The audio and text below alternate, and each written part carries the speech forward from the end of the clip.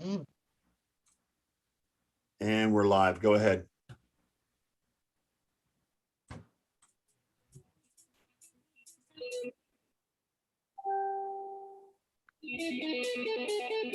Welcome, Nerds fans, to the latest S&M production of the Sunday Night Sports Nerd Show. It is the most absurd 90 minutes of anything goes, smack talk, and a whole lot more. Every Sunday night, the Sports Nerd joins Sports with his maniac co-hosts, whom are a select group of sports nerds with attitude that are known in Nerd Nation as the Rat Pack. These are four of the most foul-mouthed, shit-talking nerds spitting some sick rips and rants just enough to make you piss your pants. So listen up, Nerd Nation. Rise and welcome the legend himself. He is the founder, he is the host, and he is the star of the Sports Nerd Show. Coming to you live, straight out of Lakeland, Florida, Scott, the Sports Nerd Right. What's going on, guys? I am the Sports Nerds. We are the Sports Nerds. Excuse me. We are. I am the Sports Nerd. What are you, Sybil? Yeah, exactly, right? We are sports nerds. Yes. I am Sports Nerds. Yes, exactly. Greetings, everybody. Glad to whoever's out there to watch. Greetings and salutations. Yeah, absolutely. John Olson is not going to be here tonight. Eliana's here. I'm sure I can see. She just liked the page, so Eliana must be here. John Olson will not be with us this week. He is actually in Vancouver, Canada at this moment in time, and will be there for the next 3 weeks. Buena notte, Eliana. And so he won't be here, but Ron will be here in about an hour. So we'll have a four-member panel here in about an hour or so. In the meantime, Elliot, Ken, and I will talk and discuss and smack talk the latest whatever happened in the world of sports this week. Which we'll gaslight you. We'll gaslight you as best we can. Absolutely. Shit talking, smack talking, whatever you want to call it. We're gonna do it. And if you don't like it, like it, too bad. Exactly. You don't care. No. So Elliot, how was your week? Good week, I hope. It was actually really good. In comparison to how I've been lately, it was good. I'm getting more sleep now, and I'm resting more. I take a lot of naps. That's what guys need. All the sleep we can get. You know what? I'm finally falling into the old routine. You know what I'm saying? Hey, there's Scoob. Hey, Clarky, what's up, buddy? Lots of naps, yo. Lots of naps. Clarky hasn't been able to find Ken on Facebook all freaking week. Oh, there he is. Hey, the unicorn is right here on the screen, yo. Yes, there he is. When Bill Clark posted that, and then Katie came in afterwards, we gotta find him. What are you guys freaking? I was here a minute ago. What are you guys, Tomb Raiders and shit? I don't know what's going on with him. I have no Kenny, idea. how's your week? I sent him a message immediately, and he responded right back. Yeah, I'm like, well, that happened to me and one other guy that I couldn't click on his page. I couldn't get to his page. He couldn't comment on the show. Couldn't get into the show. There's somewhere and somehow, some way I blocked him. I don't know how or did something, or he did something to where we couldn't see each other. So I don't know what happened there. I like the GIF with the invisible guy eating breakfast or whatever. That's the fastest digestive system I've ever seen in my life. Right. It goes right through you in plain sight. Well, Clarky, I'm glad you're here. I'm glad you're comfort to know that yes, Ken is still with us. He's still here. He's still on Facebook. He has not disappeared on you. No, he's not in the television set like Carol Ann. Still can't click on Ken's page. I don't know what the hell's going on. Oh, it's not worth clicking on anyway. So. And did you block Clark even? I was gonna say, did you block him, Ken? No, I did not block him. Say one of your best friends on the internet, you're gonna block us, get blocked. No. What's up with that? I haven't blocked anybody in a long time. And that's better blocking than the Cincinnati Bengals front line, yeah. That ain't saying much, so Elliot. I'm telling you right now. True, but it needs to be said. That's true. That's true. It does. Too freaking funny. No, yeah, I'm undercover all right. and I just found could be under the covers. I found out the Yankees can't win unless they shut people out. Yeah. They were up 7-2 in the ninth. And they blew another He one. was And they up a blew it. Dinger to Altuve. They did Oh. that. They did that in the other game they lost to Houston this year in the 9th inning. Altuve hit a home run, I guess it was, and we lost that game too. Yeah. Dude, that's the second. That's one of the 2 games in the last week or so that they've given up 7 runs in the 9th inning. Yeah, but they're 4-2 against the Astros this year. So Yeah. So again, anything could happen. It's just they're losing the teams that they shouldn't lose to, and when you do that, you're not doing well. Nope. And I have to say, Ken, how was your week been? Oh, it was pretty good. I went back to work. I mean, I'm on the second summer school session, and Keeping our kids safe for going to school. Yep, trying to do that, and just going for 3 weeks, and then I'll have 3 weeks off, and then the next school year begins August 16th. Okay. So, I know Clark is trying to pull our legs with this. I love Yeah, it. Clark, we don't allow lying on the show. So yeah, we don't approve of that message. I'm sorry. What happened? Did Tom Brady get traded to the Cowboys? it's weird. Yeah, right. Says I love the can- Cowboys, Ken. When we weren't looking. Yeah, I see it. The thing is, I can respond to it, but I can't. There's no way to like it.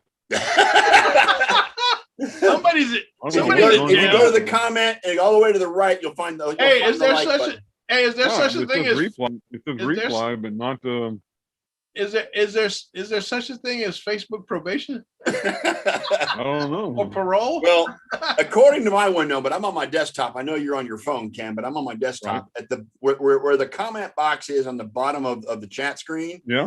All the way Yeah. to the right is the like button. I don't know if you see that or not. If it's up. Yeah, I see them. Okay. So if you want to like it, you can like it. We're gonna like it. I'll if like you it don't for like you. it- How's that? You can't like it. Yeah, I like it. I'll like it for you, Ken. Okay, There how's we that? go. There you go. All right. So we're gonna have Ron on later. What else? Hey, wait a second. La, la, la. How'd your week go? Oh, my week. Well, If you're gonna Let's get all just personal say- with us, my week has been fine.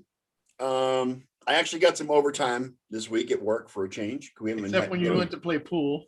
And then Friday night, I ventured out to a place in Plant City, which Elliot knows where Plant City is. It's about Uh-huh. 20 miles, not actually, well, maybe 10, maybe 15, 20 miles from Lakeland towards West of- Tampa. West of Lakeland. Yes, west of Lakeland.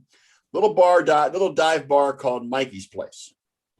And for those of friends of the show, you'll remember the man by the name of Lionel, who has Lionel ventured into- Simmons. Lionel Simmons, who has ventured into the show every once in a while. He and I met up, and he and his family were there. I met his new baby and his wife and all that stuff, and we ended up playing some pool. Well, I haven't picked up a cue stick in probably in a little over 2 years. So I was in for a culture shock and realized I ain't what I used to be. No, you were in for a rude physical awakening. Is what you- Exactly. So you're back very when I fat on played- the phone, huh?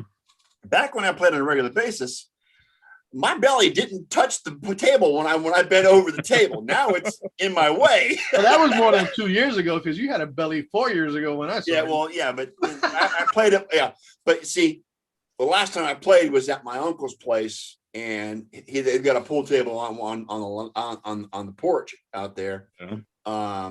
It's environmentally controlled, so they can put a table out there. And I just, I hacked around with my cousins and all, but it wasn't anything serious. But this is a pool hall where there's more people watching than I care to want to watch me play because it's embarrassing. So and You hear that? You hear that? What? There's a knock at your door, yo. Wake up call? You know who it is? No. Father Time. Yeah, it is Father Time. You got that Okay. right. And he dictates everything Yes. in the end. Okay? So we sat there and played for about an hour or so, and whenever time I bent over to make a shot, I thought I was actually leaning on a ball, but it wasn't. It was just my belly hitting the edge of the table. So it's he thought he was rolling on one of those exercise balls. exactly, yeah. So, but my hips hate me today. My back hates me as well from all the bending over I was doing playing. So, yeah, but it doesn't discourage me. I'm gonna go back. I'm gonna start playing on a more regular basis again because I really enjoy playing. And I don't have to really exert myself too much to play pool. It's not like I'm running somewhere or trying to, play football or something. So it's something I can do to give me some sort of exercise, like because all the walking I do around the table and all that stuff, it's helpful. So yeah, I'm gonna get back into it. I would actually order a relatively inexpensive cue and case, and it's gonna be here probably tomorrow. So I'll first cue I bought in 20 years. So I've never bought one. well, you know what? And you see, on actuality, 30 years ago, I was in a league and I was good. But that's back in my 20s. Okay. So I've lost all my touch. So I need to get that touch back if possible, even in my 50s, if it's possible. So anyway, other than that, my week's been fine. I'll get on the phone to George Thorogood and have him give you some pointers. Elliot, where's your face? I miss your face. Unless he walked away. All right, so let's get going here. Actually, I didn't walk away, but I didn't want to. You know me about distractions while being on the air. Yes. You know what I'm saying? Yeah. So I try not to start doing the extracurricular stuff. Gotcha. While I'm on camera. Yes. We all know what that is, and it's all fine, well and good. It's all good stuff. Yeah. So, but my son just got home from work, so I wanted to say what's up to him. So I muted him. Gotcha. How's he liking the job? He's loving it. He's meeting people and he's talking to people. He enjoys what he's doing. Good. He had a bit of a rough patch these last 2 days because look, it's a restaurant. You're working in the kitchen. It's fast food. 10-hour shifts are almost taboo. Okay. And this is a kid that just first started working. Yeah. And you're already throwing him on 10-hour shifts, standing up in the same place all day long. He's under 18 too, isn't he? Yeah. Yeah, that's not good for labor laws. No. So, I told him, I said, you need to speak up. Go tell them I'm available every day of the week for 8 hours. Right. Doesn't matter what time of day you schedule it. I'm available for 8 hours a day max. Right. Period. You got 7 shots at me for 8 hours. Yep. I spent 16 years in that business. I know exactly how it is. So exactly. He comes home now and he tells me that my chair too. So he comes now and tells me his schedule is now Monday and Tuesday off, and then the rest of the week 11 to 7. That's 8 hours. Yep. That's 40 hours. Yep. There you go. You know what I'm saying? There you and go. 10-hour shifts to get there. Yep. So he's pretty happy. Good. He got his first little paycheck from the training and stuff. Like Yeah. It was like 18 hours or something like that. Right. But this week he'll get a full 2-week paycheck. Yeah. And he's gonna be Say, son, I got bills to pay. Hand it over.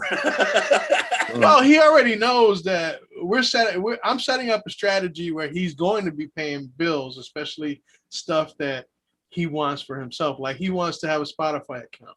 Right. So okay, well, you can pay for that. Yeah. It's only $10 a month. It's not that. It's not that expensive. It's like $8 a month. Yeah. For a single plan. Yeah. You know what I'm saying? You want to have this? You need to pay your cell phone. You're going to start paying for that now. There you go. There you go, Dad. That's it. There you go. Things like that. I'm not telling them, oh, you got to pay a third of the rent or half the electric or anything like that. Just things specifically to him that he uses. Look, right? I will help him in every way with his needs, not his wants. There you go. There you go. That's what dads are for. That's what dads are for. You got that Exactly. right. That's what parenting's all about. Once you turn 18, the responsibility is now on you. There you go. Look out. Okay, so I'll be there to help you in every step of the way. But I can't call all the shots, and you can't slip by without at least putting up your own, holding your own weight when it comes to your stuff. There you go. I mean, I want to relate something right quick, just on that thing about turning 18. Uh-huh. I'm an administrator on another couple of local boards around here in Ellington, and we had someone post the other day that said, and she was posting on behalf of one of her friends who had a son that just turned 18, and didn't know he was supposed to register for the draft. Selective And service we is go, a bitch. selective service, and we said, well, yeah, it's been a thing for like 41 years now. So, yeah, you turn. I had to do it 18. when I turned 18 back in 1984. Yeah. So, and I'm the youngest one on this panel tonight. So Came back in I'm the young one on the panel. I turned 18 in 1979. Yeah. Yeah. See, 1979. they redid it, but when they reinstituted it in 1980, I was already 20, so I had to sign up at 20. Yeah. So Yeah. I never signed up for no draft. Well, I registered. I didn't sign up for anything. I didn't register either. well, the selective service is You a didn't? requirement when you turn 18. Uh-uh. There's no draft. You're not going to get drafted because the draft doesn't draft. exist. But you have to be registered. You have to register for selective service in case the draft comes. Oh, so okay. So wait a minute. That's selective service. I get it. Something different. I get it because I joined the Marines. So you didn't have to worry about it. So I Right, didn't you don't have to worry about it. Yeah. Okay. I got you. All right. Let's dive into the sports talk, guys. Damn, man, we bullshitted for 15 minutes. That's good. I know. There's two big stories coming out of this week. First, the first one is Chiefs defensive end Frank Clark was charged with possession of an assault weapon. Basically, it stems from a March arrest in West Carson, California, in which Clark and another man were detained by California Highway Patrol after two loaded firearms were discovered in a bag in the back seat of their vehicle. Hey, did you hear that? That's the standing ovation from the NRA. Correct. Yes. Okay. Following a routine traffic stop. In a separate incident, Clark was arrested in June for felony possession of a concealed firearm. He's scheduled to appear in court regarding this arrest on October 18th. Damn, Clarky, you got some. What's up, man? You making your name look bad, dude. Yeah, I mean, he even shorted you an E. Yeah, you'd think after the first arrest in March, he'd learned his lesson. Dude. Yeah. Once a thug, always a thug. Correct. Sometimes you can hide it behind all that money. Yeah, Chiefs have not made a comment on the issue. Well, what are they gonna say? I know. Yeah. What are they gonna say? This guy's walking around right now in this environment. Let me say something on behalf of the Chiefs. They are owned by the Hunts, who are among the most conservative family in the entire country. Absolutely. They're going to try to keep that on the wraps. Have something to say about it. Yeah, they are big time conservative donor. Yes, I understand that. Yeah. They will have something to say about it at some point. The thing is in this temperature that we're facing as a country right now, with all the mass murders and things of that nature that are happening with assault weapons and stuff like that, you got a high profile athlete breaking the law, basically. Yep. Okay. And you can't have that. The league's not going to have that. Nope. You know how the NFL is about their reputation. Yeah. Oh, yeah. Okay. The NFL is going to be looking at this. You can guarantee it. They're going to look into this. Well, Clark might be done this season. Yeah, he might be. He might get suspended. Yeah. I'd love to see what Clark, you make a good point. I can't wait to see what Goodell does with this as well. Well, what the owners do, because in the end, it's their word. It's their call. It's not Goodell's call. He's just a messenger. Yeah. Another big time news item. Former Cleveland first round draft pick Arkevious Mingo was arrested Thursday on a charge of indecency with a child sexual contact, and it was a boy. You know what was crazy is whoa. Let's take it a little bit step further. Where was he arrested? He was arrested in Texas. No, he was arrested right here in Arlington. In Arlington, right there in Kent's backyard. Yeah, in Arlington police. Yes. Okay. It was weird because Miles Garrett had a football camp here last week, and I have to believe that Barkevious was helping out with that. Of course. And what he did with one of the campers actually stems from an incident from 2019. This is not recent. This is from 2019 that this supposedly took place. It doesn't say in this article, but I think that's what I saw.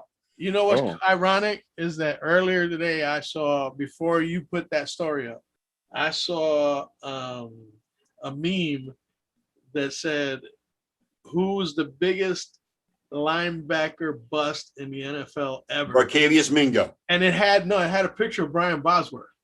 Okay. Okay. Yeah, I can agree with that. Yeah. The first person or the first reply or comment on there, the person said Barcavius Mingo.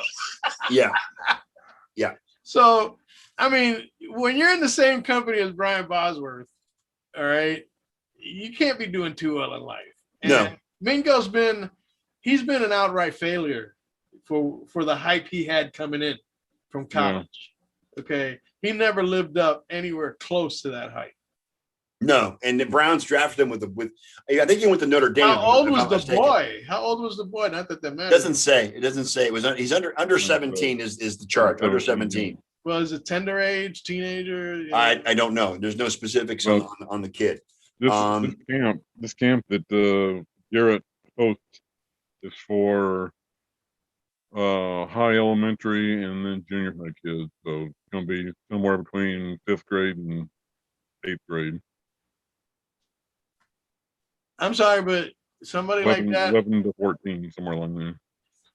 Here's the problem with something like that, and also with Frank Clark. You can put these both in the same basket, basically. Okay, is that how are you supposed to promote positivity in the league when you got this kind of shit going on? And if the penalties are not stiff enough, they're going to keep doing it. It's just a failure by the NFL. Right. Mm-hmm. I agree with that too. Okay. And Mingo's been released too. Yeah. The Falcons. He actually signed with the Falcons in the offseason, and they have terminated his contract and released him. He's Look, anytime any media scandal comes out about any player, usually the next thing that follows is a release. Yes. Okay. Because they want to distance themselves as quickly. The Falcons obviously have reason to believe that the accusations are true, or else they would not have released him in the first place. Right. Or it's bad press, and they don't want to deal with it. True or not, it's the implication itself. Correct. And the Falcons aren't going to make that move unless they have reason to believe that there's substantiation behind it. Well, not just that, but you got training camp coming up. You got to put that shit in the bud before. You don't want the distraction at training camp. You don't want that poison pill in your locker room. Correct. You know what I'm saying? So that's why they had to act quickly. Right. And when it comes to indecency around children, that's serious shit. It really is. Totally out of bounds. He was released Friday on $25,000 bond. We got to find out. His attorney is calling the charges against his client completely baseless. Mm-hmm. He says, at this stage, our side has very limited information. What we do know is these allegations are from over 2 years ago and are completely untrue. This is his attorney's statement. Mr. Mingo is the victim of a false claim, and we believe this is motivated by money or some other ulterior motive. Well, you know what? The lawyer just earned his money by basically putting up a defense. Yeah. I mean, what's he going to do? Say, oh, this guy's guilty, but I'm going to get him off. Right. You know what I'm saying? Yeah. The lawyer did his job. He earned his paycheck. You know what I'm saying? But he's got an uphill battle. When it comes to children, especially if the child is old enough to testify on their own behalf. Working for the newspaper, I would have had access to his the warrant for his arrest, but I don't have that access anymore. But I'd be very interested to see what was said. As a reporter, you'd have access to, is what you're saying? Yes. Okay. Since I'm not a reporter anymore, I don't have access to it anymore. You should do that again, Ken. I know you're an old man, but you should try to get back into it. Because you were good. Anyway. Hey, there's a reason he doesn't play fantasy football either. Yeah. And Ken, I want to reach out to you. You posted a friend of yours passed away this week. A fellow reporter. Yes, Richard Durrett. With the bow tie. Yeah. Well, no, that's Ken Rosenthal was the one wearing the bow tie in honor for Richard Durrett. Right. So it was Richard Durrett that I had worked alongside. So yeah, he passed away almost immediately after a baseball game about 4 or 5 years ago. And in fact, I believe it happened right in the press box. Oh wow! They had to wheel him out of there, and he was almost DOA. So Hmm. it was it was real young guy. He was approximately my age. So yeah, it was really bad, and he was one of the better baseball writers I've ever known. So. My condolences to you. I know it's been years, but you're just recognizing Rosenthal wearing the bow tie this week. Is that what you're saying? Yeah. Okay. Well, he tweeted it, and he wears one for every Fox broadcast he does every week, and he mentioned that he was wearing this one in honor of Richard Durrett. So. An Nice. homage. Nice. Yeah. Next up, Mm-hmm. after the bad news of the week, Larry Fitzgerald has not decided whether or not he's coming back for an 18th season.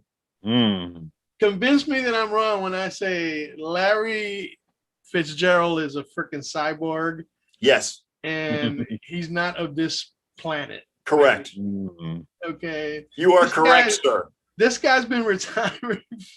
They've had him retired for years. Dude. I know, right? Every year, Larry Fitzgerald's going to retire this year. Yeah. Larry Fitzgerald's going to, no, he's too old. Dude, Larry Fitzgerald's going to leave when Larry Fitzgerald. Well, he actually made a statement this week. He says, I haven't decided anything. Training camp starts in a few weeks. I'm excited. It's going to be another great year for the NFL. So he hasn't really decided whether he's going to be there or not. No, and they got a team. They got a contending team. I mean, that's what I'm saying. He'd be stupid not to come back for at least 1 more year with that roster right now. Dude. I mean, come on. And he's DeAndre beloved. Hopkins, J.J. Watt. Come on. And he's beloved in that community, dude. Yes. He's loved everywhere. Yes. Oh my God. He does a lot of philanthropic work too. He's really active in That's the one thing that stung me about the Steelers winning that Super Bowl is that Larry Fitzgerald should have won with that touchdown that he scored or the bogus touchdown.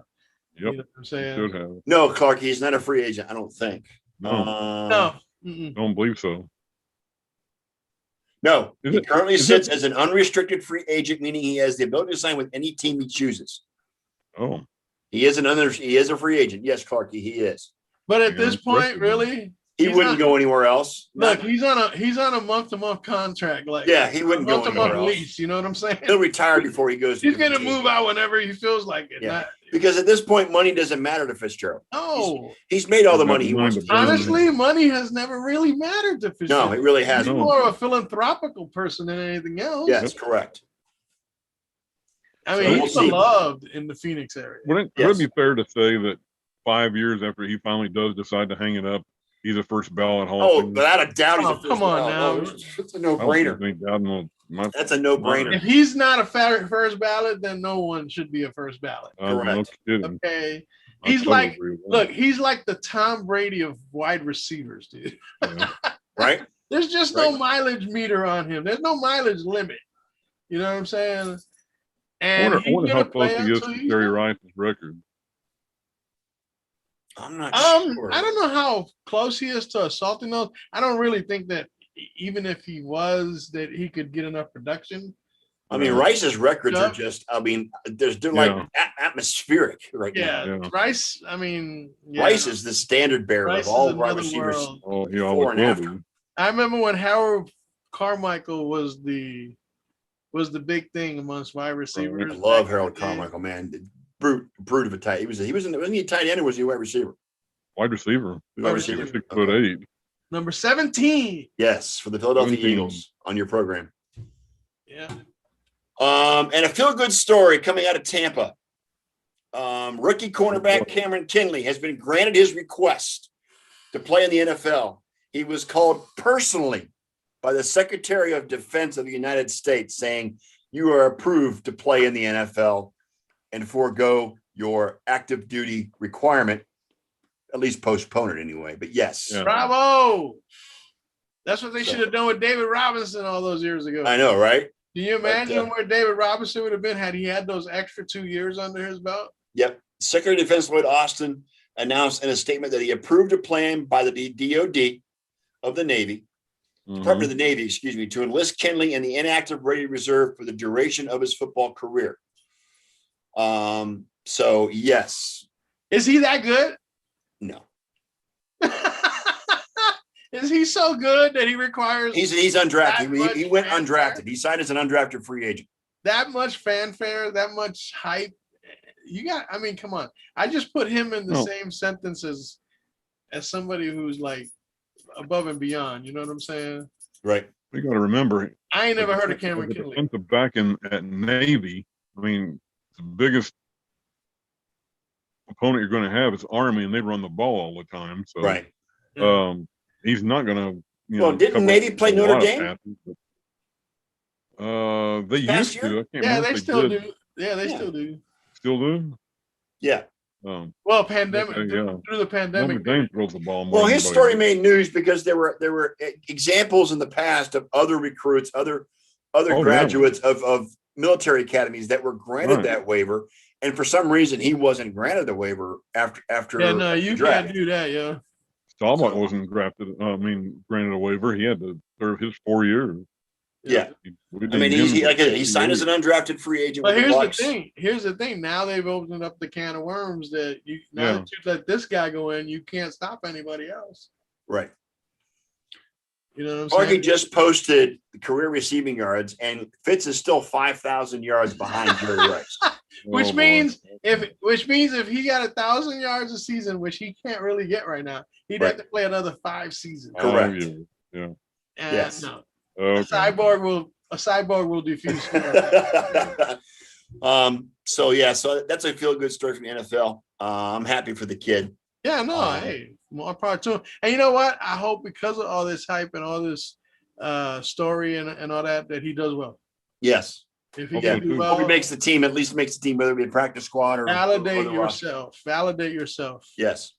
You know what I'm saying? I did see something kind of sad a little while ago before we came on the air. You remember a tight end for the 49ers named Greg Clark? Greg Clark, yep.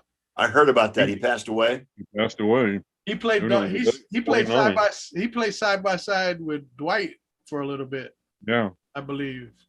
They're not early 90s. Yeah. He was 49 years old. I haven't heard a cause of death, but they're saying.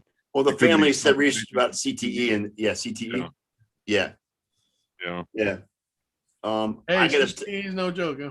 Guys, unfortunately, I got to step away for a second. I'll be right back. Talk amongst yourselves, whatever you want to. Okay. For the next item, I have a nice time in the bathroom. See, I call him out, man. Anyway. So Ken, what do you want to hit on besides any of these topics on here?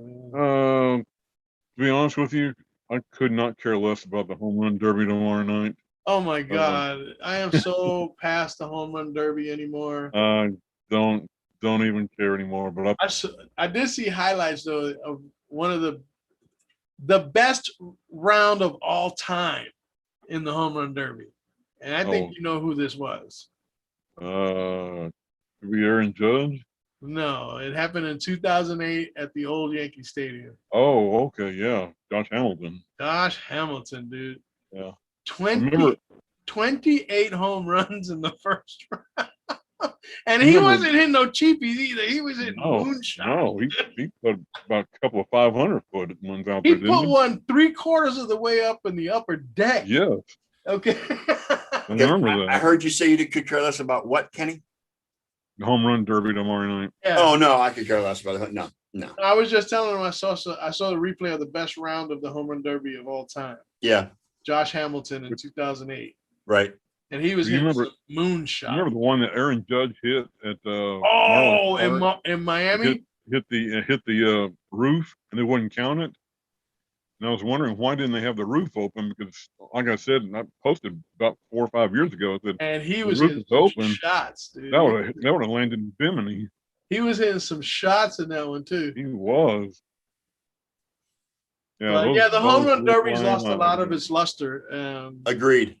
I think a lot of the characters now just don't have the cachet, so to speak. No. That the old, the guys back in our days used to have. Like, when David Ortiz and guys like that, Ken Griffey, and you know what I'm saying? Yeah. Those kind of guys made you hyped about it. Back when Berman called the home run derby, back. Yeah. Back. Gone.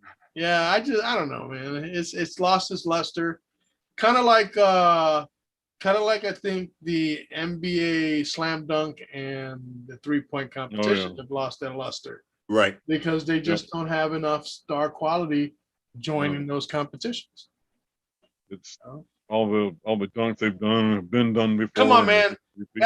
Back in the day, you had Michael Jordan, Dominique Wilkins. You had a stack of players that were stars. Yeah. Right. 3-point shooters, Larry Bird. You know what I'm saying? You had stars out there, bona fide stars. Yep. Nowadays, you got people like LeBron that just won't do it. You know what I'm saying? Yep. And to me, that is what makes Jordan better than LeBron will ever be in his lifetime. I agree. Okay. Because Jordan wasn't afraid to be out there in every situation. And to him, the slam dunk was like, you know what I'm saying? Yeah. That was his. Even though Julius Erving was the one that really brought it to prominence back in the day. And Dominique. Yeah, but you had, come on, Spud Webb, dude. Mm-hmm. I mean, that guy was what, 5'5", 5'6"? Something like that. He was about an inch taller than Muggsy Bogues. I thought Spud Webb in high school. And I'm just saying, dude, they had characters. Nowadays, you don't even know who the players are in these competitions. Right. Seriously, I don't know who they are. Right. Yeah. And then the slam dunk competition, Aaron Gordon got robbed 2 years in a row. Yeah. Okay, out and out robbed. Yeah. Right? And to me, that's just a matter of allowing coaches or allowing former players to be judges. Right. You know what I'm saying? Let the audience be the judges. You know what I'm saying? Set it up. We got the technology to do it. Have the fans vote. Yep. You know what I'm saying? But to leave it up to fucking idiots like Clyde Drexler and fucking whoever else, Wade fucked it up for Gordon 2 years ago, I think it was, or last year. Mm. You know what I'm saying? Dwayne Wade, he got ripped for that shit too. He definitely beat the two guys that won. Yep. And he wound up getting robbed. And that's why he won't do it anymore. Because Aaron Gordon, I tell you what, he is sick when it comes to them dunks, yo. But anyway, moving on to baseball. Because Ron's gonna be here soon. Yeah. Yeah, he is. Ronald Acuna. What a friggin' blow to the Braves. That was just. I mean, Altuve is one of the big stars in Major League Baseball right now. He tore his ACL while I was leaping for a fly ball in the outfield. Acuna? Yeah, Acuna. Yeah. Sorry, that's what I meant. Acuna. Like Jose Altuve, he's too small to have that guy. Yeah, Altuve. I'm thinking Astros. That's what I was doing. He's like jockey material. Yeah, Ronald Acuna. He tore his ACL. That's sad too, especially when it's a non-contact. You're just trying to do your job, and then all of a sudden you land the wrong way or whatever. Yeah. It's almost like Mantle stepping in the drain thing. It's tragic, dude. Yes. It's tragic. Remember way back when the freaking I think it was St. Louis, when they had the tarps that used to come out of the ground. Yeah. And one of them, who was it that got caught up in one of those? Willie McGee. Willie McGee. Willie McGee. Dude. Got his leg caught underneath. Hell yeah. I'm telling you, man, it's crazy out there. Freak injuries in baseball. Well, agreed. But you know what? And I don't know if this is on the rundown. Let me go take a look real quick. No, I don't see it on the rundown. But LeBron got railed this week by several different people. Shaq is one of them. Yep. Okay. I believe Barkley was another one. Yep. Another one was a lady who I guess is part of coaching or whatever. And she basically told him straight out. She said, look, the decision to play or not to play was that of the players. Yes. Because that was already decided long before. So now you can't come back after you agreed to something and because you, for the first time, tasted what not being successful is all about, you're gonna fucking turn around and bitch about it? Yeah. Yeah. That's I'm all with you that on this, Elliot. was. I'm with you 100% of this. And I'm a LeBron fan, but I'm with you 100%. He was just, That's a total ego trip. it is an ego Yeah. trip, and he was using his Exactly position what in the it NBA to try and get a point across, and it didn't work out very well because No, he got so much pushback on it. he got hammered, dude. Yeah. He got hammered. And I'm sorry, but again, you guys decided months before. You agreed to the time frame of the start of the next season after the bubble. You guys agreed to it. And because your body's starting to fall apart, you want to look to place that blame somewhere else. The NBA Players Association had to agree to the schedule, and they did. Mm-hmm. You want to So blame don't give me somebody, this blame the head of whining that. bull crap And don't tell me that LeBron didn't agree, because that would have been news. Yes, it would have been news. And you can't argue after the fact. No, In the middle of the finals, because things aren't going your way. that the schedule hampered the ability of good players to play well because of injuries. When he saw, I don't want to hear it. Look, when he saw that Anthony Davis got hurt and he saw his championship run come to an end. Well, he sprained his ankle and was out for how many games? Come on.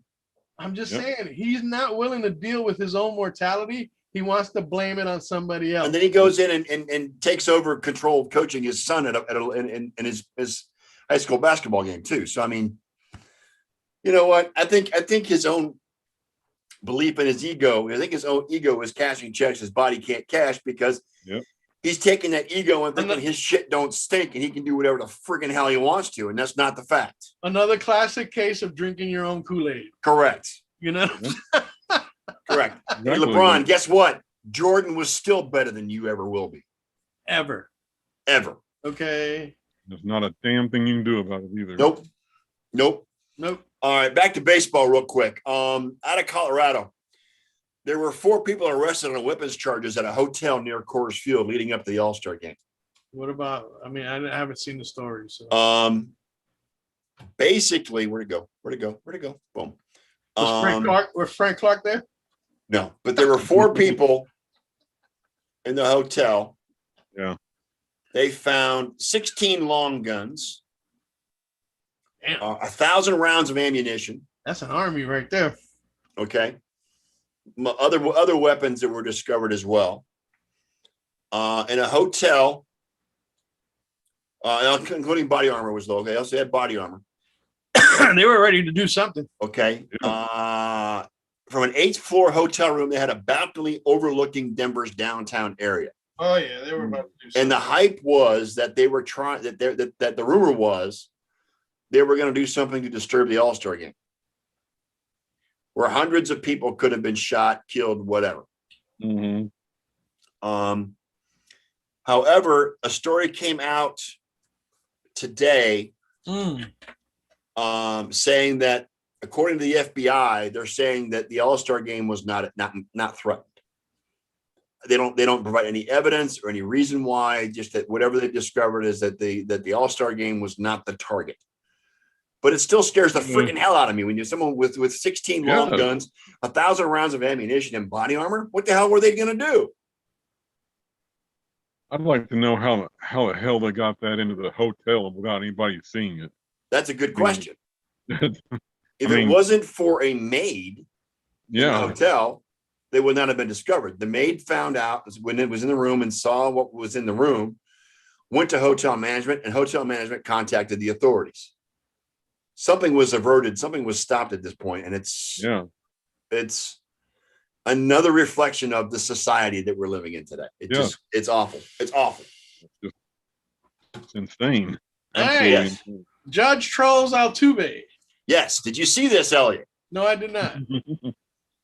Yankees Aaron Judge did not even crack a smile.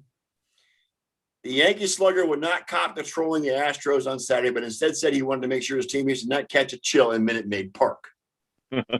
After hitting his 21st home run of the season off Zach Greinke in the 3rd inning, Judge turned the corner at second base and pretended to hold the 2 sides of his jersey together and close to his chest. A la, excuse me, a la Altuve in the World Series saying, "Do not take my jersey off," because you'll find the sensor and the mechanism that they keep me on when it went during the World Series in 2017. Funny. That's good. I like that. So yeah, Judge was trolling Altuve. I can tell you right now. I like it because what happened? What happened today when Altuve hit the game-winning home run? I have no idea. His jersey torn off. You got his jersey torn off. His jersey torn off. Yeah, it was seen as mimicking Altuve's odd action after hitting a series-winning walk-off home run in Game 6 of 2019 American League Championship Series. So yeah, Judge was trolling Altuve. You got to know. Hey, Judge was in Minute Maid Park. Come on. Hey, Judge has got to do something because he's on a fucking sorry ass team right now. Yeah, well, yeah, they. He's got to do they something. They blew a 5-run lead in the 9th inning today, y'all. What are you gonna do? You know what I'm saying? What? They blew a 6-run lead the other day. So yeah, I know. I'm used to it now. Joe Pepitone, former Yankee. He had the coolest fucking name ever, dude. When I was Yeah. Joe filed a lawsuit against the National Baseball Hall of Fame Museum seeking the return of the Louisville Slugger bat that Mickey Mantle used to hit his 500th home run more than 5 decades ago. Yep. He claims that he owns the bat. He lent it to the Hall of Fame, and they're not giving it back to him. Pepitone claims he visited the Hall of Fame many times since and was always reassured by museum staff that the bat would be returned whenever he wanted it. You ever loan something to your neighbor and never got it back? Yes. Don't lend your shit out. Hall of Fame is 9/10 of the law. The Hall of Fame statement is, the Hall of Fame has preserved it and proudly put it on display for millions of fans to see. This bat is where it belongs, on display in Cooperstown for fans everywhere to see. If Pepitone wants his bat back, he needs to get his bat back. I'm just saying. Can he prove that it was his bat? I need to know what right he has to the bat. Can he prove? He claims the bat was taken from his locker after the game without his knowledge or consent before he agreed to loan it to the museum, which took possession a few days later. So he claims it was in his possession after Mantle. But here's the thing, again, what proof can he provide? That's going to be the reliable proof that was his bat. It doesn't say anything in the article about what proof he has. Did Mickey Mantle ever validate the fact that he used Joe? Well, we'll never know because Mickey Mantle's gone, so we don't know. So then, why did he make? Basically, it's Pepitone's word against the Hall of Fame's word. Yeah. Yeah, I think he loses. Basically, he loses. Sorry, Joe. Yeah.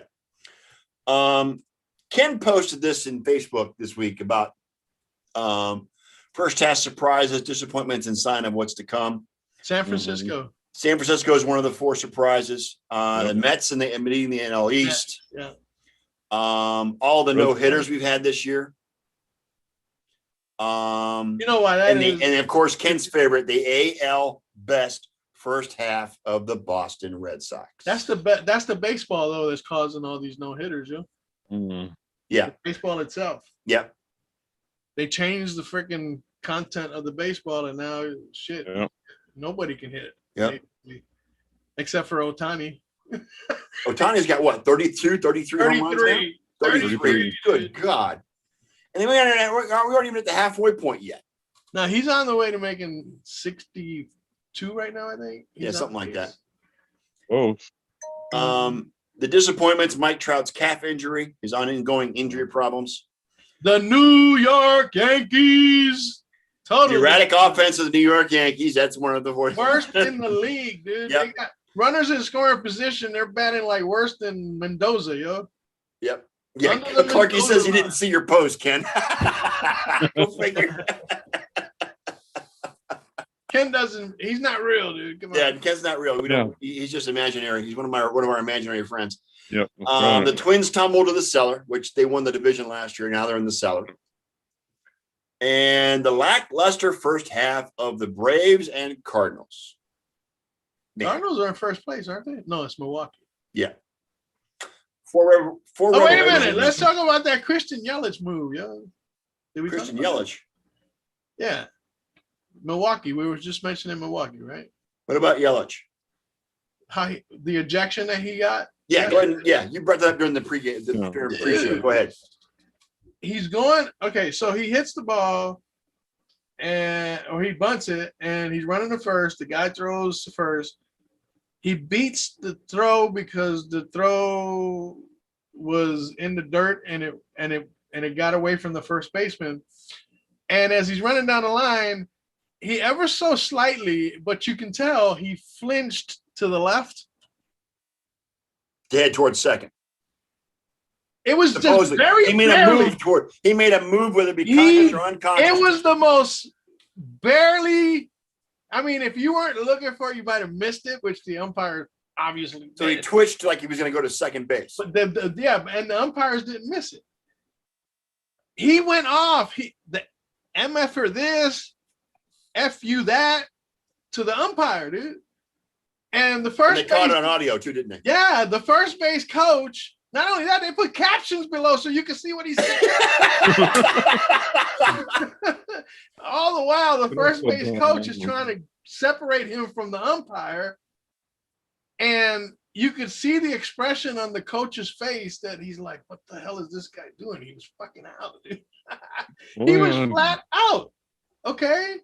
And Ron's in the green room. I'm bringing him up. Look, he thought he was too big he was too big of a talent to get something like that called on him.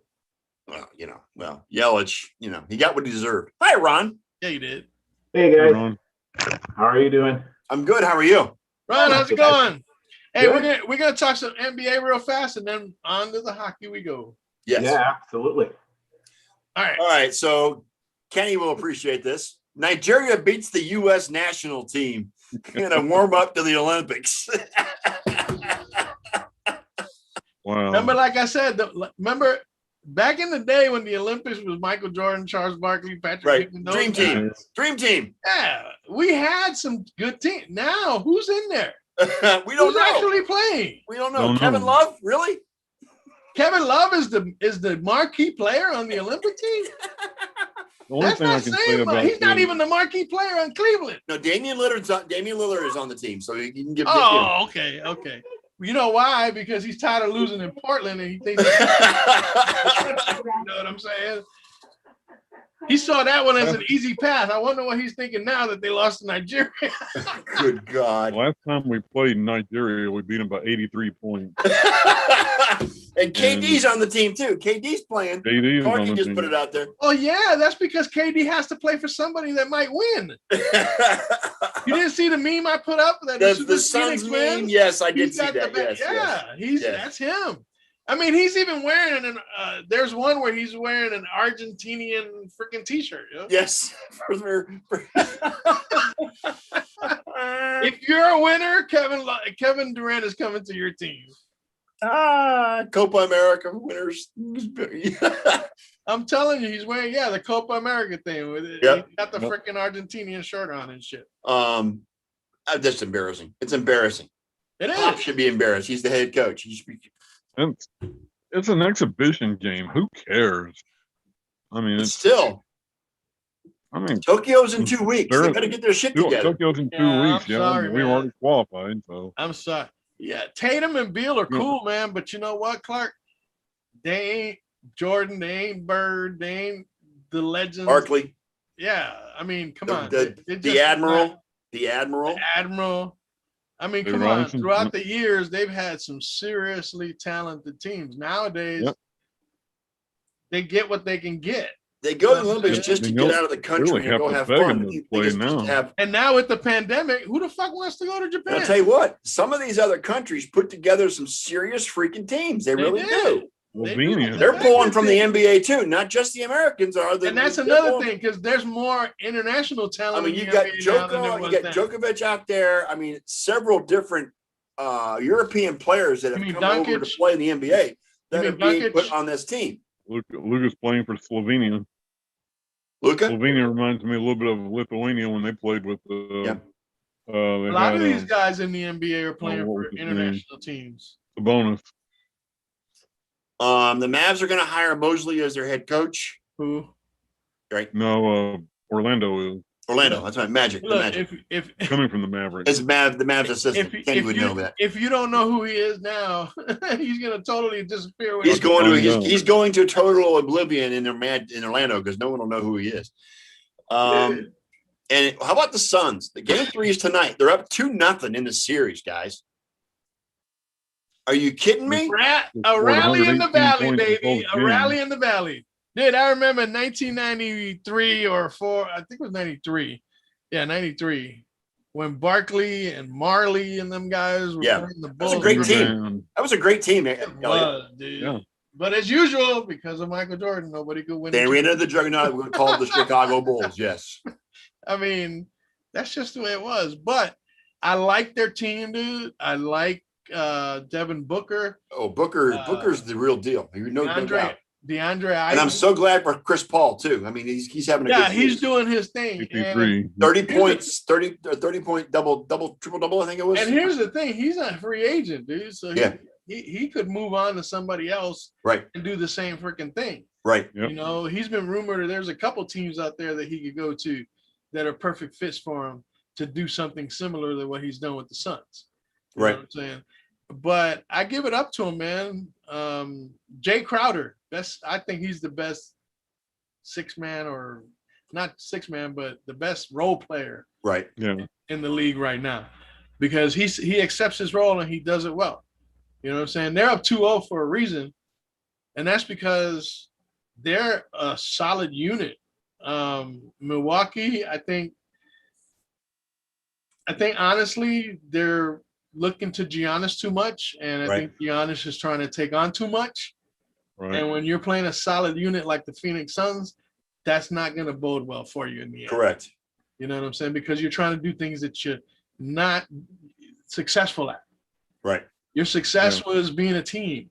Yep. That's what got you to the finals. You didn't even have Giannis when you made the finals. Right. Okay. Right. So now all of a sudden Giannis wants to do it all, and these other guys ain't doing enough.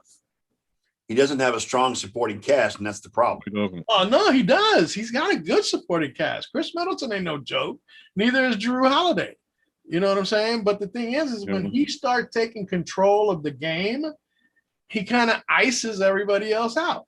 Because they count on him too much to control whatever's going Whether on. they're counting on him too much or whether he's taking on too much. Right. That's the question. Okay.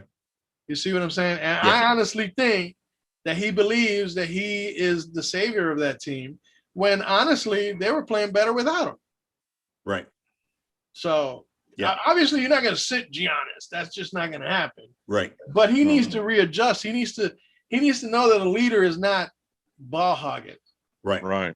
A leader doesn't hog the ball. A leader finds a way to lift his other guys around him. That's what Jordan did with his supporting cast back in the He day. made everybody better. And LeBron does the same thing. I mean, you can love him or hate him, but he did the same thing for his teams too. He does the same thing. I get that because he's got a winner's mentality. Right. Until he loses, then he becomes. Yeah. Are we keeping you up, Ken? I didn't get my, Are we past your nap this bedtime? It's only afternoon. 8:00 where you are. I mean, it's only 7:00 where you are. I mean, I didn't get my nap this I was afternoon. gonna say, did you not get your nap today? I didn't get my nap. All right. I was Real watching quick before we get watching Ron up here. Shout out to Djokovic. He wins Wimbledon today. 20. His 20th Grand Slam title, tying Nadal and Federer for most in history. The Joker. I don't like that guy. Yeah, I know. They call him the Joker, and it's Djokovic, whatever. Funny thing out of the funny story out of the Scottish Open, a fan walked onto the first tee of the Scottish Open and proceeded to pull a head cover and a 6-iron out of Rory McIlroy's bag and start practice swinging off to the side there, and until he was escorted out by security, which is kind of funny. And then Rory goes and misses the cut. So anyway, Argentina wins. Argentina beats Brazil in Copa America final. Shout out to And that's why Argentina. Kevin Durant is wearing one of their shirts. Yes, exactly. And on a side note and a quirky note, I actually watched from the 60th minute Yay. Euro 2000 game today between Italy and England. Italy wins it in penalty kicks 4-2, I think it was, Ken, or something like that. 3-2. 4-2, 3-2. 3-2 in penalty 3-2. kicks. London is probably burning right now. So They're not happy.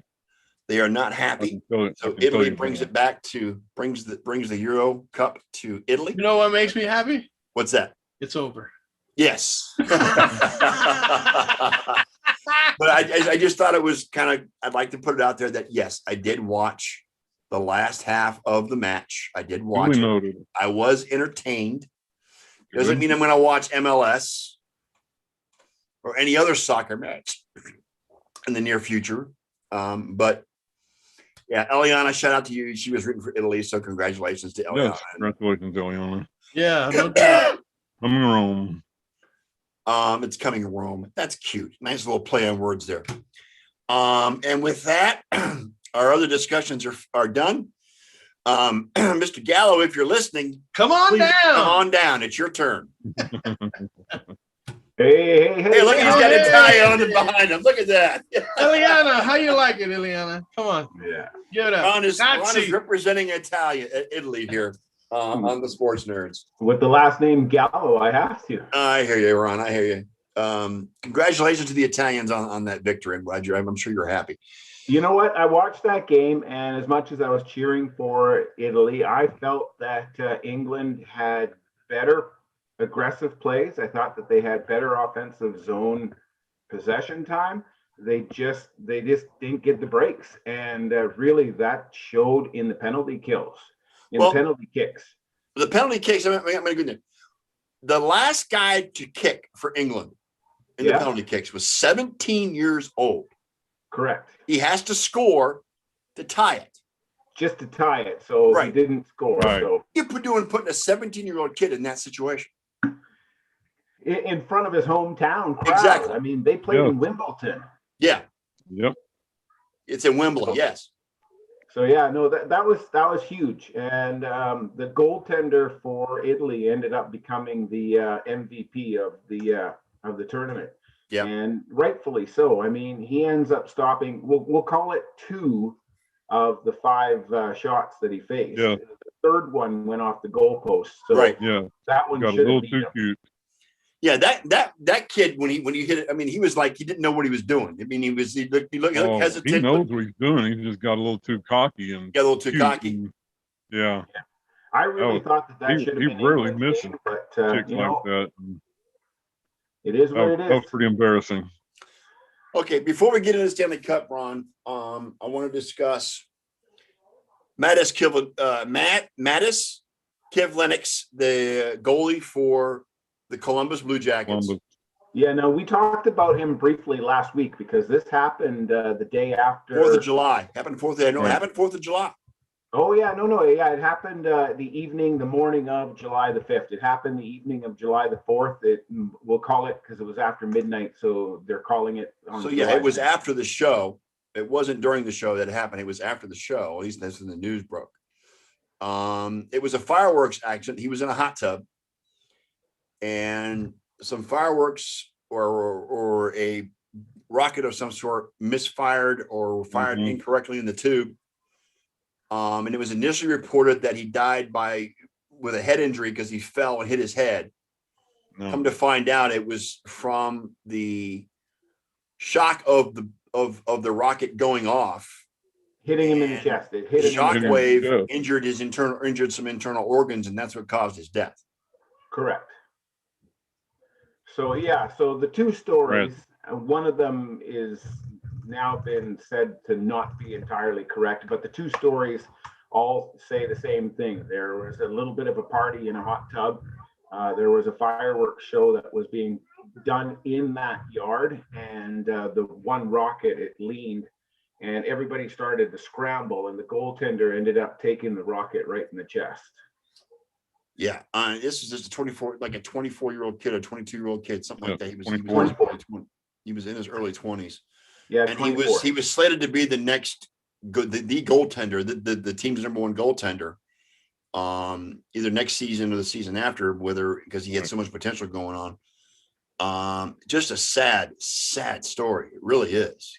Well, It is, and I'm not trying to diminish it whatsoever. The only thing that is different between this story and all of the other firework accidents that happened on the July 4th weekend is that this is obviously a sports athlete, Right.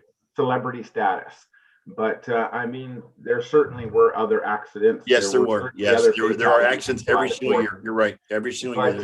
But no, 100%. I mean, you don't want to see anybody. That's the saddest thing. And for me, who is now 57 years old, I mean, I sit here and I look at my life and I think I'm very thankful for everything that I've been able to experience. I certainly want to experience more.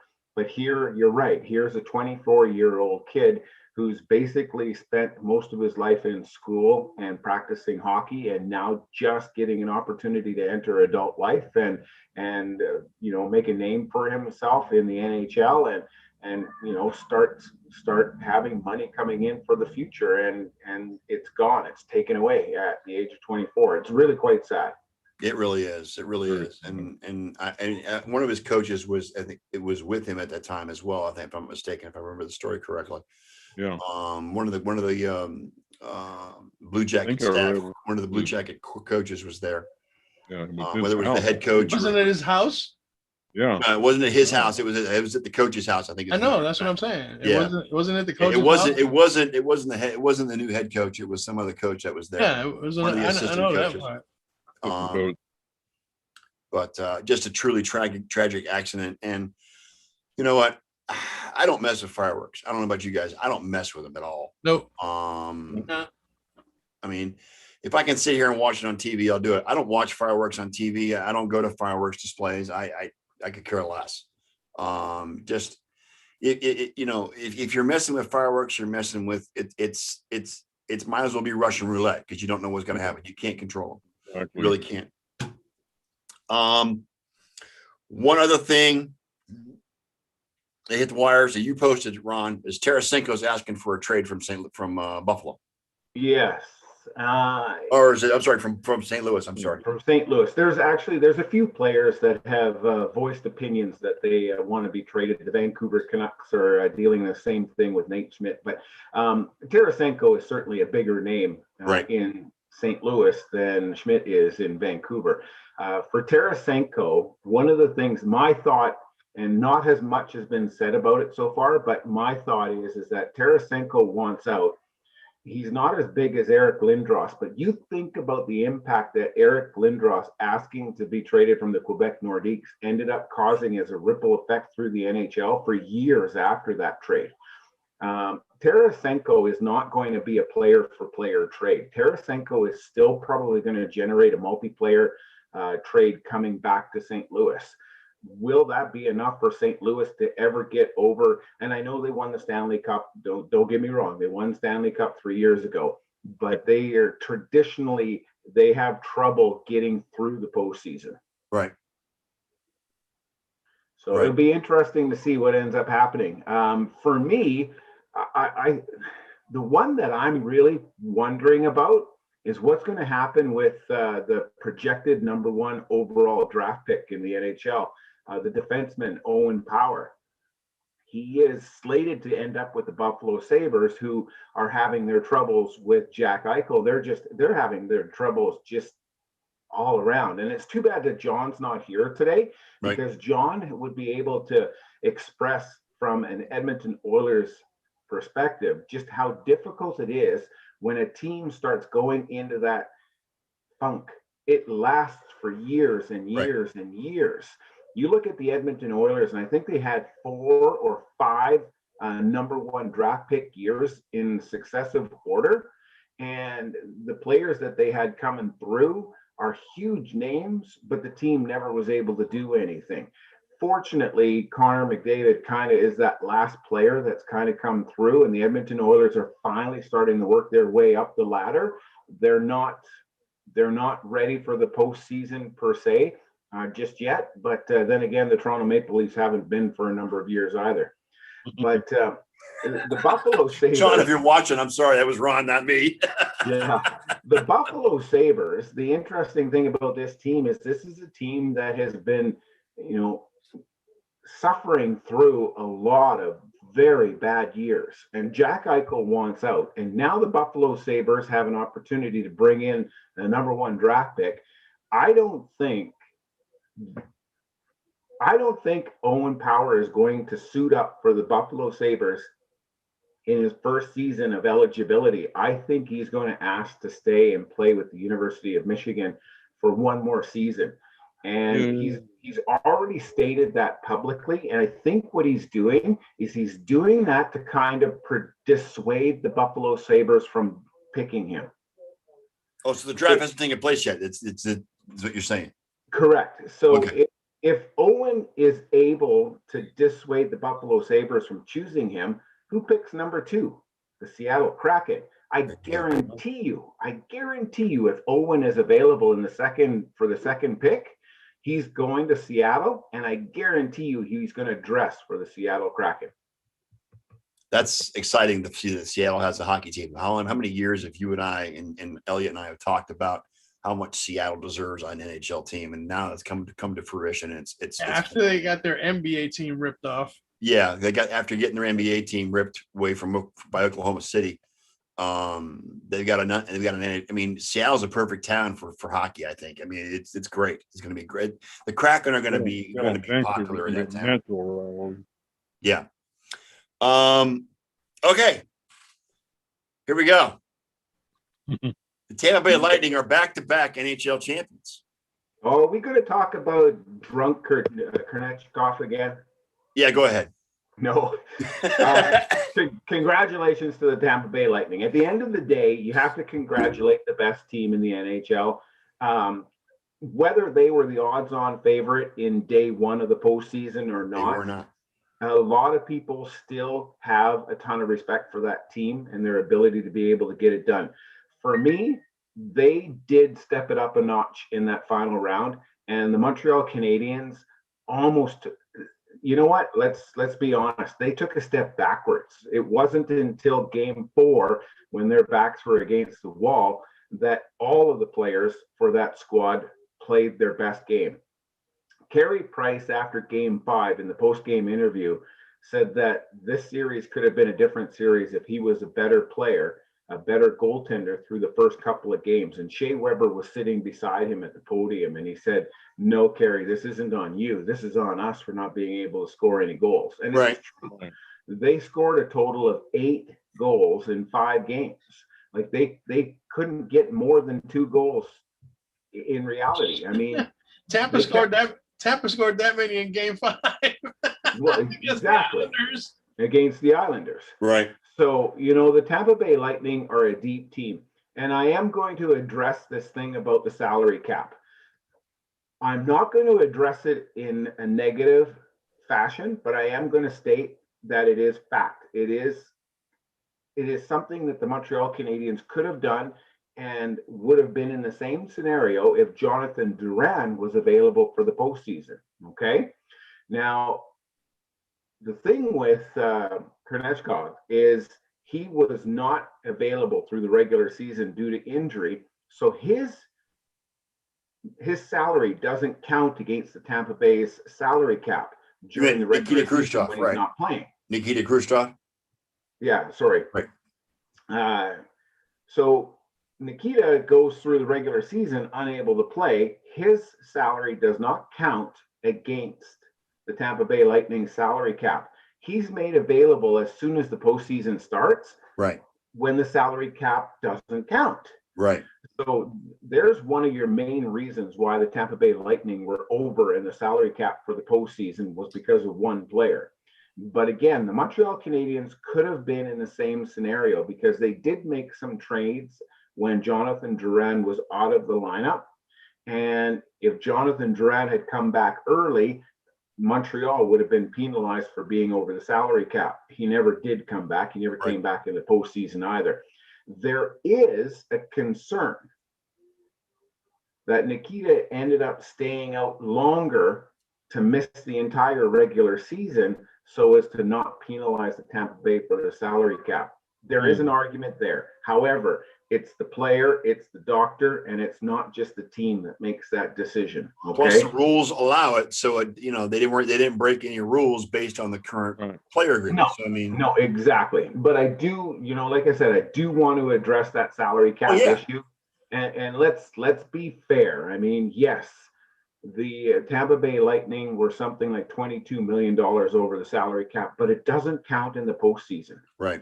So if they were able to play along the gray line and stay inside the legal boundaries of the CBA when it comes to the salary cap, then you know what? They didn't do anything wrong. And it's Right. unfortunate, but I mean, they definitely did have, and we knew this before round one started. We knew that the Montreal Canadiens were not a team that was expected to go any distance in the postseason. No.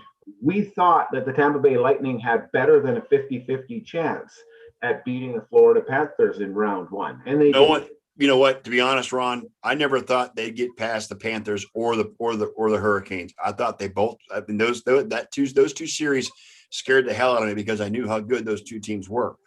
I wasn't concerned, and you know what? To be honest, the Islanders really pushed them to the limit in that 7-game series as well.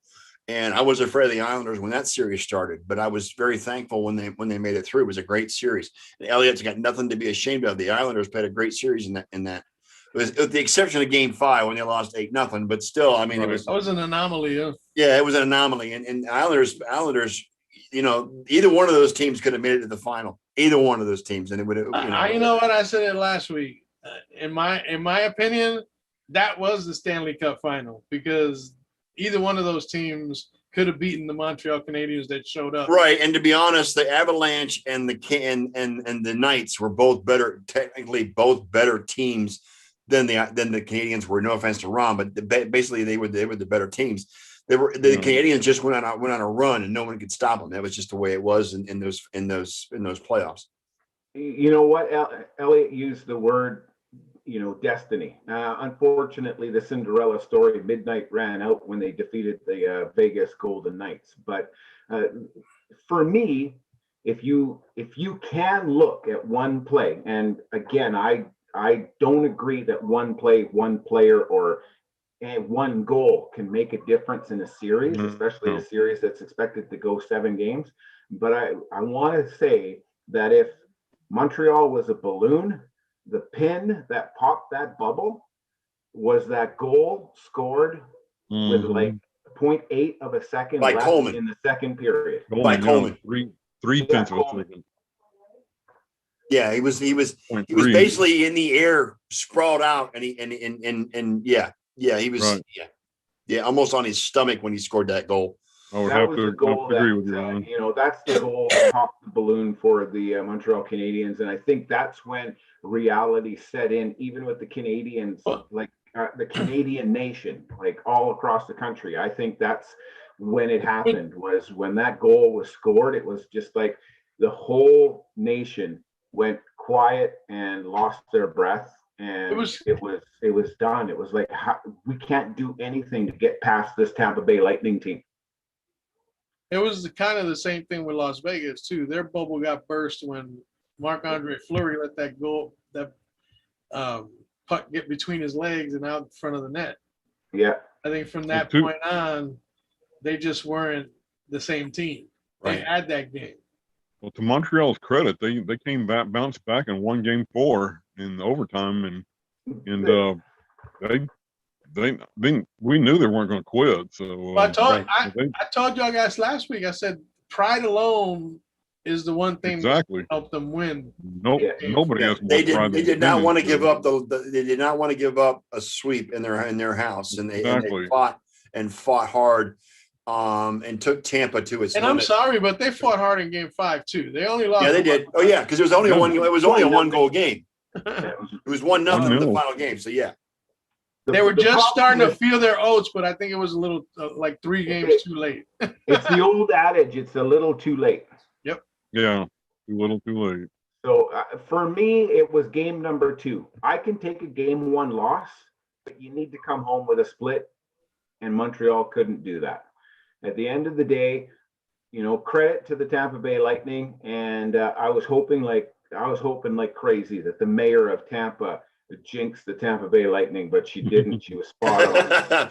Yeah, she said, just let them win game 5. It's okay. Yeah. Just win it at home. Yeah. Yeah. Well, the Lightning didn't give up that game on purpose. They did fight the whole game, but Oh yeah, no, it goes to overtime for sure. Yeah. It goes to overtime, and that Montreal has been solid in overtime. And I think that Tampa Bay only ended up with 4 overtime games in the postseason. they lost all 4 of them, by the way. Yeah, they lost all 4. So So Vasilevsky wins the MVP of the playoffs. no surprise for sure. Nikita probably Kucherov thought he was probably in the running as well. He didn't get it. He drank a little too much in the dressing room, and then he goes and he does his post-game interview. That was great. I'm sorry. That was great. Where he's, oh, no. You should never, ever badmouth fans. Well, I know he badmouthed the Canadian fans. I know. Yeah. And that was kind of The classic. problem is that you just never know when you're going to end up. You never know when you're going to end up on that team because of a trade.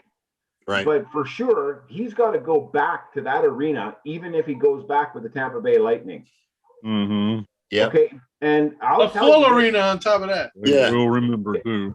And I'll tell you this, the Montreal Canadian fans as a whole will not forget this. Oh, Absolutely. I know. I've been to Amalie Arena when the Canadians have come to town, and the Canadian fans are no joke. You don't mess with Canadian fans. You don't do it. So, so Ron, this will be your last show before the season starts. What do you foresee moving in 21, 22 as far as NHL is concerned? What are your predictions? Any? well, there's a lot of things that are going on behind the scenes right now. Of course, the biggest is going to be the Seattle Kraken's expansion draft. And real quickly, if I can talk about that. Go ahead. The way it works is the Golden Knights, the Vegas Golden Knights are exempt. They will not lose a player in the expansion draft to the Seattle Kraken. Mhm. But from all the remaining 30 teams, the Seattle Kraken can walk in and pick one unprotected player.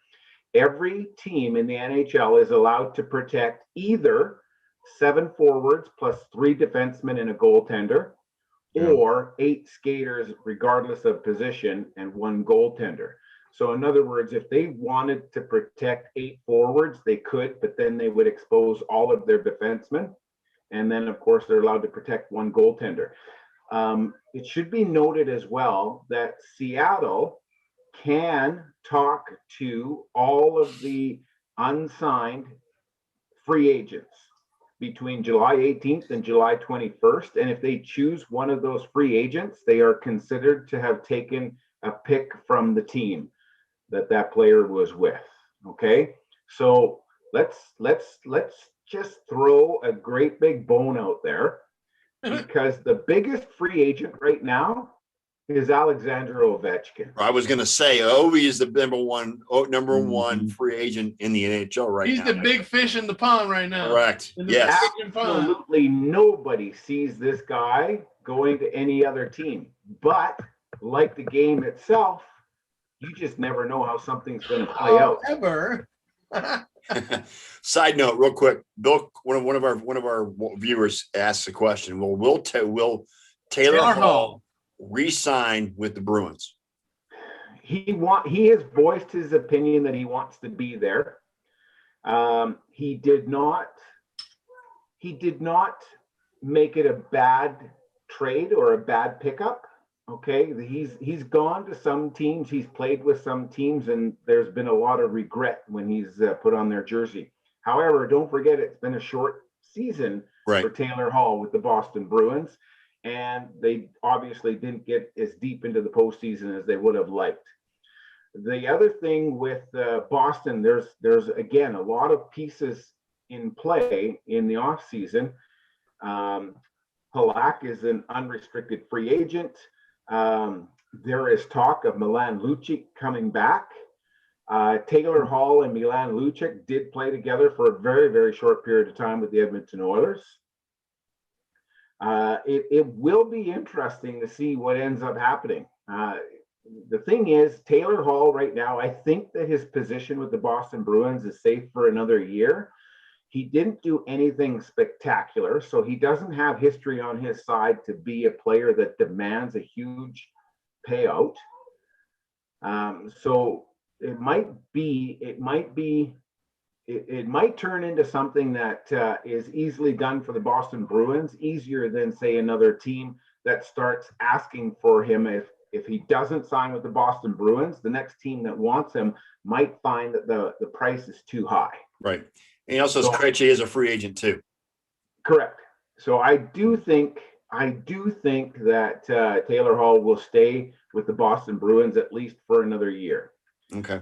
The Right. other thing that's the other piece of the puzzle that's kind of playing underneath, we're just getting ready for the Summer Olympics, but in the winter, we're going to have our 2022 Winter Olympics. Next year, right. And the NHL still hasn't committed to whether or not they're going to be sending the players to the 2022 Winter Olympics. There's too many things that need to be kind of worked out, hashed out. One of them is the CBA, first of all, has to allow for it. And the CBA, the collective bargaining agreement, is up for renewal. So they're going to be working on that. They're a little bit behind the times on having a full schedule ready to go. I understand there's pieces of the schedule, greater portions of the schedule that are ready, and they have closed the window where the NHL will not be playing during those 2 weeks of the Winter Olympics. So the opportunity for the NHL players to be in the Olympics certainly does exist. It could be there. But it'll be interesting because the Players Association and the NHL themselves are not going to go if they feel that the insurance is not looked after, because the insurance now has to take into consideration COVID.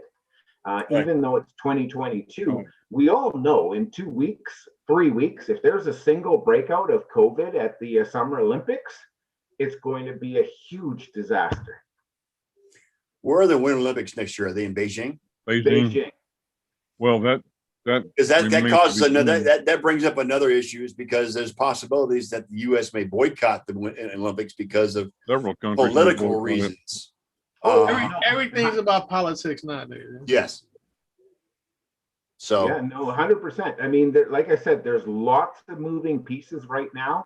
And, the big thing that's on the horizon is, first and foremost, is the expansion draft for the Seattle Kraken, and then it's the entry draft. But after the entry draft and all the rest of it, we still have to finalize the CBA. We still have to finalize the schedule.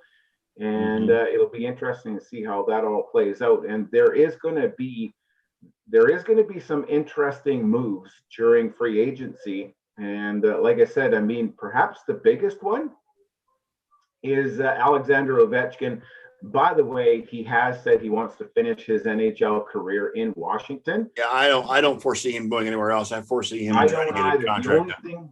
The only thing that could get in the way is, don't forget, he just completed a 13-year, $124 million contract. He was Right. averaging $9.5 million a year. Right. If he even signs for a single year, he's going to want 10 plus. Right. 10 Yeah, plus. and that's going to be a hard hit on the cap if they do that. So, His age, especially. Yes. well, and that's Yeah. the thing. Like, if we're playing stocks and bonds, then of course I'm going to be betting money on past performance. Alexander Ovechkin has shown his past performance, but the problem is that we're dealing with an athlete, and it doesn't matter how old or how young you are. Eventually, age catches up. Father to you, time, and you not don't- not. Yeah. Undefeated. Father Time is undefeated.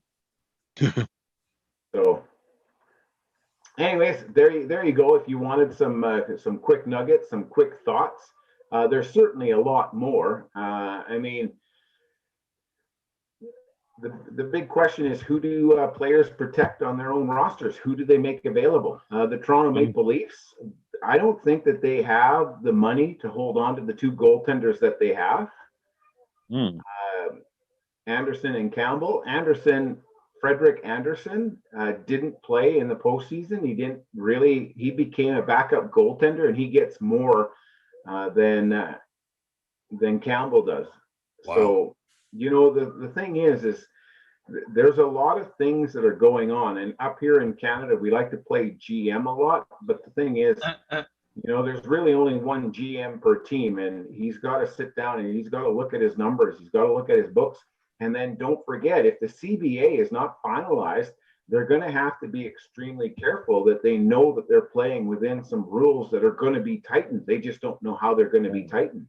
Yeah, So that to be honest, more dangerous. yeah, the Bolts got to make some tough decisions in the offseason as well, because chances are the group that was with them this year is not going to be the same group next year. I mean, they may keep their core pieces, but they've got a lot of tough decisions to make too, as far as personnel is concerned. Real quick, as a final comment on a comedic note, there was a tweet that was sent out by the Stanley Cup. And they say, Tom Brady, I'm too heavy to throw. And also, I'm too heavy to catch. He was on that boat again. Yeah.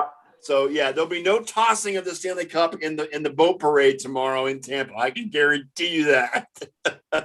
No, they'll be tossing Brady before they toss. Yeah, what is it? 34 pounds, Ron? Is that how heavy that thing is? 30. Yeah, it's 34. With or without the beer. With or without the beer. Yeah. It's hollow, but that doesn't make a difference because that's heavy. You know, that's silver. Yes. That's why they have the one guy that sits there and he goes with the cup everywhere the cup goes. Right. He was carrying it with Gary Bettman. The only job he has is to keep tabs on the Stanley Cup and to keep babysit the cup. That's it. Ron, he's a glorified babysitter. I've met Phil Pritchard. He is a really cool guy. He really is. Yeah, he really is. By the way, Ken, were you in Facebook jail? No. No. Because you're going back to Clarkie not being able to see him. There's one guy out here that says he can't see Ken. And Ken can't click on his account either, so we don't know what's going on with Facebook. So, Ron, I want to say thank you for your input this season. We really, really, really loved having you on the show. For sure, man. Always. I encourage you to keep making posts in our group. I know you will, but I want to come out and say I encourage you to keep posting and being active in the group. Anytime you want to come on in the off season, if you got something you want to get off your chest or go talk hockey, like that draft. Exactly. Please feel free to reach out to me or Elliot, and we'll be more than happy to get you on the show. It's not a problem. We don't have a lot of followers, but I don't care. I just love talking to you. I really do. And Elliot, Ken loves it. Certainly appreciate being here. Yeah, we're gonna be podcasting soon too. So yeah, I'm working on a way to get a podcast going for the show. Just taking the audio portion of the show and getting it out there on Spotify, maybe Apple iTunes. I don't know.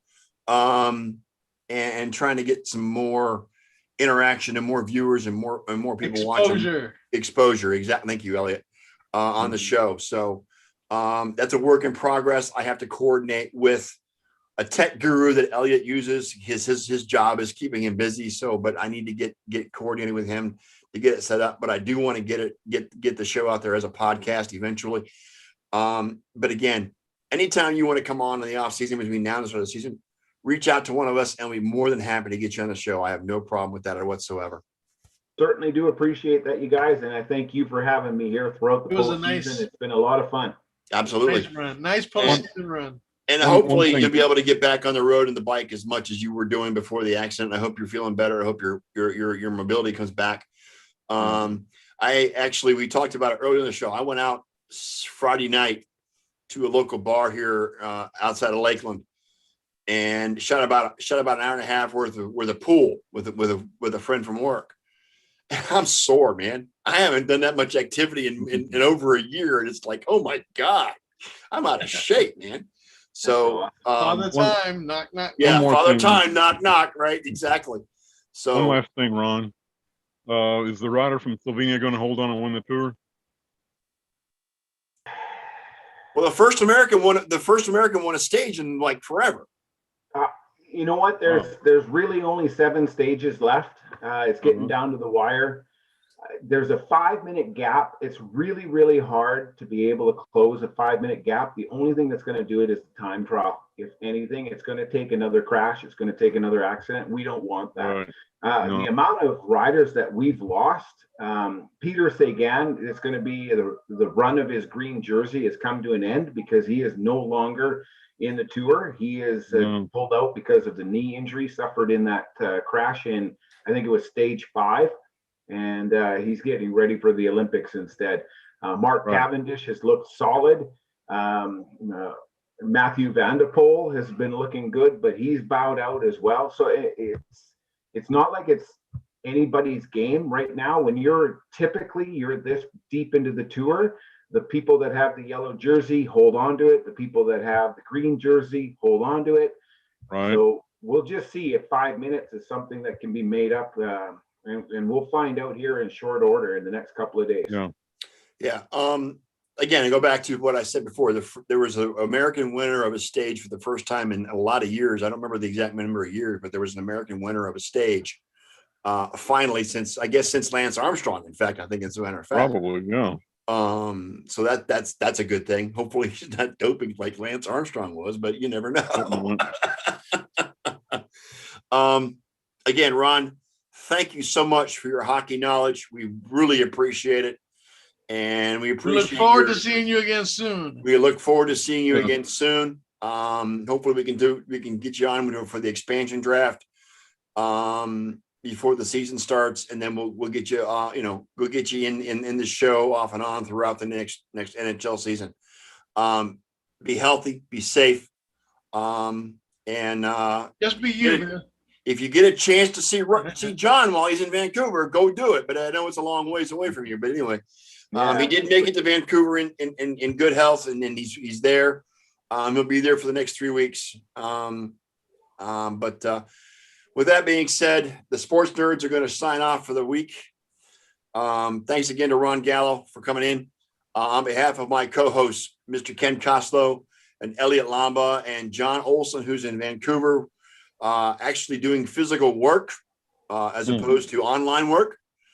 We are the Sports Nerds, and we will see you next Sunday at 7 p.m. Eastern Time. Elliot, play the outro, please.